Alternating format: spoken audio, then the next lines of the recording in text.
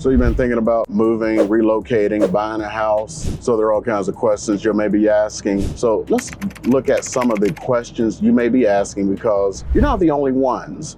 And as an experienced real estate agent, I'm going to tell you, these are a lot of questions that people are asking, and I'm going to answer whether or not you may get some of the answers that you're looking for. So I am back in the car again, trying to be as efficient as possible, answering questions. If we haven't met before, my name is Eric. And if you want to know everything about eating, living, sleeping, playing in Las Vegas, hey, reach out, call, text, email. Information is down below in the description and the pinned comments. And we are more than glad to help you out with your smooth move to the Las Vegas area. And as you can see, I am back in the car again, trying to keep this as efficient as possible. Got somebody who is moving to the area, or at least looking to move to the area, and looking at some houses. And they had all these questions, and I just figured, hey, why waste this time just providing information? And I'll just talk about, experiences from the past and questions they were asking. So what kind of questions should you be asking, especially before you get on a plane and start trying to fly out and everything like that? You don't want to waste your time getting on a plane, flying all the way to Las Vegas or some other destination, and you got a lot of questions in your mind. So here are questions I hear all the time, and you may have these questions too. How old is the roof? Well, as far as the roof goes, that's going to depend on the type of roof. So if you see those concrete tile type roofs that we have a lot here, especially for the newer homes, those roofs are designed to last about 50 years. So if somebody says roof is 20 years old, then it should be fine. But I'm going to tell you right now, a lot of them are going to have issues. About 80% of roofs are going to have some cracked tiles or something like that. And it's really nothing that you have to totally worry about, because there's underlayment, and if they're cracked, or if there's a missing tile or a slid tile or something like that, then you're going to have to worry about it long term, especially if the sun is beating down on it, because we get some rough sun here. But don't freak out over it when you see it. Let me tell you, getting the tiles replaced isn't going to cost you an arm and a leg, and even the sellers will freak out when you go in and go like, hey, we're looking to get roof fixed. We got these slipped tiles, missing tiles. They'll start just freaking out. I mean, like freaking out. For a normal roof, we're talking about a $600 to $800 repair, if it's that much. I'll tell you this one. I actually had an incident where we had a very, very bad windstorm, and it ripped the solar off of the house. And it's not like, electric solar, it was pool solar, and it was old and everything, hadn't been taken care of it. And it did a lot of damage. I mean, a lot. My total cost to fix the roof was like $1,500. And that's without having anything been done to the roof in all this time, which means, there was already cracked tiles, slipped tiles, missing tiles, everything else. And the roof guy was like, what's going on up there?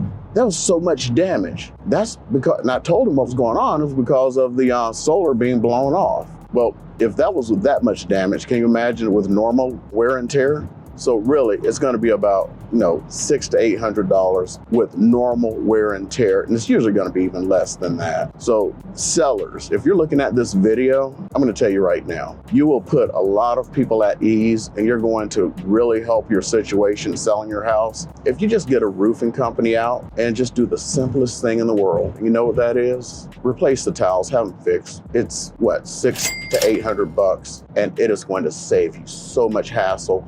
And when you put down that you've already had the roof inspected and had that stuff taken care of, it is going to help you so much in your sale, so much. Next one, how old is the water heater?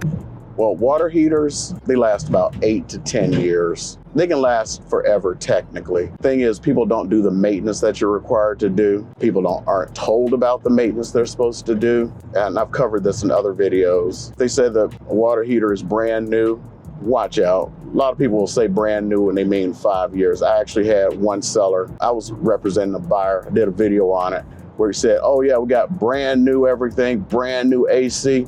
AC was 4 years old. Don't even listen to that stuff when someone says brand new. Get an installation date. Also, the type of AC unit it is it using R22? Find out what refrigerant it's using, because, if it's using R22 or something like that, that can be very, very expensive for a refill or a repair. Just going to tell you that one right now. Ask for the type of refrigerant used and how old the AC is. Now, in all honesty, ACs, again, can last forever if they do the maintenance up front. ACs are not maintained properly by most people here. You're actually supposed to do maintenance once a year. Most people are not going to do the maintenance. So ask for that one up front. Some people will ask for things like what direction the house faces. I can understand that. Some people do it for reasons of sun. They want a certain amount of sun in the house. That one's easy. First of all, you can see it on Google Maps. So I don't know why they sometimes ask, hey, what way the house faces? First of all, look.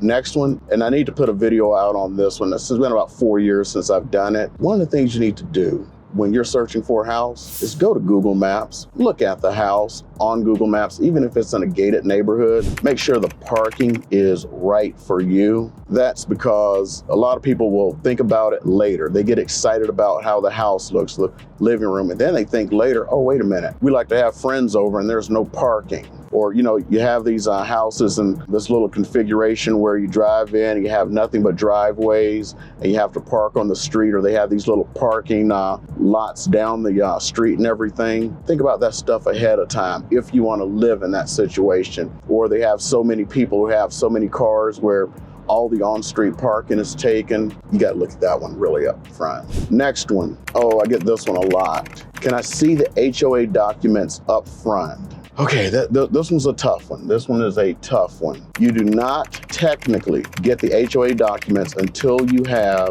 an offer accepted on the house, because the owner, the seller, doesn't have to pay for them until they have an offer, and they can cost a lot. I mean, in all honesty, according to where the house is, they could be paying $1,500. $2,500 these documents, so they don't want to pay for them up front. And plus, some of these documents have an expiration date. Now, it is possible to get your hands on some of them. Some of the title companies do keep like copies of them, and you can get your hands on them just to like see them. Now, some title companies have them and they will not share them because they feel that they are the property of the seller, because the seller did pay for them. So that becomes a little bit of an issue, and some kind of share them, have a little database. I'm actually surprised some real estate companies don't have databases to help out on this, but there is this little technical aspect of, wait a minute, the seller paid for this, and they paid hundreds of dollars for it, sharing it out because somebody wants to see the documents ahead of time to see if they want to live under the rules. That's unfair because somebody else paid for them, because they are paid documents. That's the biggest way the HOA is supposed to make its money, and not by fining you, although some HOAs make their money by fining you. So those are the big ones that I hear a lot. Now I'm going to get some more that I hear that are the bad ones, I call, because these are some questions I got out right now, and I know why people ask these questions, and I know why are they selling this house. See, here's the thing. I know why they're asking this question. They're looking for a way for negotiation so they can negotiate the price down, or see if they can negotiate it down. Well, okay, they're selling the house because there was a death in the family. They're selling the house because they need to upsize because they had a child. They're selling the house because of a divorce. They're selling the house because they're sick. They're selling the house because it's 2-story. They need to buy a 1-story because they've gotten older, because they're having medical issues. People want to know that because they feel that they can manipulate the situation. Well, here's the thing. The selling agent, the listing agent, is not required to tell you that. That's number one. And number two, it's actually unethical for them to tell you. Now, sometimes they may tell you, oh, it's a divorce. Sometimes they may tell you, oh, they're downsizing. They're 65. They're 70 years old. Oh, they need a bigger house. It's a 3-bedroom. They just had another child, and actually, surprise, surprise, it was twins. Those things will happen. It doesn't mean that it will happen for you. And I understand why people ask it, because they want a negotiation point. I kind of feel it's fair and unfair at the same time. I did ask the question for the people, but I know the reason they're asking. They didn't say it, but I know that's the reason. Another reason, well, how much did they pay for the house? What does that have to do with anything?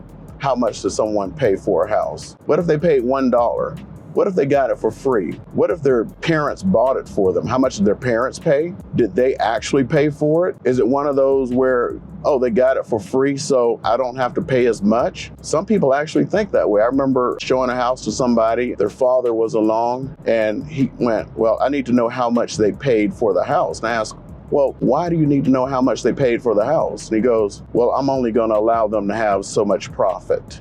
You listen to me? I'm only going to allow them to have so much profit. That's not how it works. It's like that commercial says. That's not how it works. That's not how any of this works. It's based on, what the house is worth, what other people are buying houses for. It's kind of like when, the house is worth $400,000 and someone wants to list it for $450 because they need $450 to move to Phoenix. You as a buyer, when you come along, do you go like, well, I see you need $450 to move to Phoenix. I'm going to give you $450. Nobody does that. That's not how it works. That's not how any of it works. Yet people do it all day long, or else, 1,000 houses come on the market and 900 that same week have to have price adjustments because those people, even though their house was worth $400, wanted to list for $450. So the buyer's agent asking those questions, you asking those questions are not illegal. Technically, coming back and this listing agent giving you the answer is unethical. Not illegal, but unethical. The seller may say, yeah, tell them it's a divorce, but if it's putting them in a disadvantage from the negotiation standpoint, they got hurt. What if their house was worth $450 and they got $425 because you are in a better position? Didn't they get hurt? Well, to you, the buyer, yeah, great. The seller, well, not so. And that's the thing. So you can ask those questions. Another one, believe it or not, I get this one. Did anyone die in the house? Because some people don't want to buy a house that someone died in. So it's a legitimate question. They are not required to tell you unless, you ready for this? The house was the cause of the death. The house had to be the cause of death. AKA, let's say they were electrocuted by frayed wire or something. Well, the house caused the death. So then they're required to tell you. Now, if they died for a heart attack, no. As a matter of fact, the house I lived in Hawaii, I did not learn that the husband died in the backyard, had a heart attack until I was moving out. What if I was, of a certain belief that you don't live in a house someone died in, although he died in the backyard? A neighbor told me as I was moving out. I had one where I sold a house to a couple, and I didn't know this. It was a famous house. A famous crime happened in the house here where the husband, the wife, and it was like a brutal crime. I mean, you can go look it up, and I guess they looked it up. I mean, the house was gorgeous. So let's say it was a very good cleanup, and it happened in the house, but it was like, oh, so you don't want to buy the house now? It's like, oh no, there's nothing wrong. We don't care. They didn't care. But some people would have cared. The agent was not required to tell me. Another one, let's say the house was a meth house. Now you would think, well, gee whiz, the house is a meth house. They got to tell me, right? Yes and no. If the house was a meth house, or in some cases now was a grow house for marijuana, they may or may not have to tell you. If it was remediated, they're not required to tell you. So you could be living in a crack house. If it was remediated, they are not required to tell you. Next one, I don't want to live next to people on a certain list, where they were convicted of certain crimes involving, small people. Guess what? The listing agent is not required to tell you. That is stigmatizing the house. Nor is your agent required to tell you. Now, technically, your agent can assist you in finding out. They can provide information that can lead to you finding that out. In other words, they're providing the information, but you need to tell them that you don't want to live next to somebody who, committed certain crimes, involving small people or, vulnerable people or whatever. So these are things you kind of need to know because it is important to you. Same thing for if someone had passed away in that house. Now, there are websites that track these things. So make sure if you don't know about it, your agent doesn't know about it, just go to those sites and you can look this up. Now, you can do this during a period known as due diligence. Just go through the due diligence period. You can, of course, if you find things out you don't like about the house, you can, of course, get your money back. I'll probably have to do a longer video on due diligence and everything.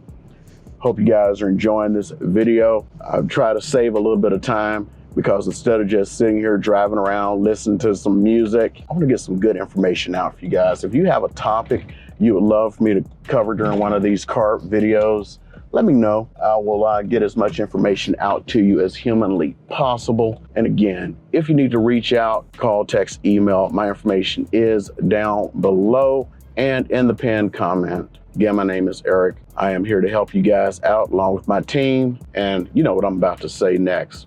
All my military brothers and sisters, Alpha Mike Foxtrot, all the rest of you lovely folks, you know I still love you because you're always calling me up and you love to work with me too, just as much as I love to work with you. I'm gonna keep them lights on for you, okay?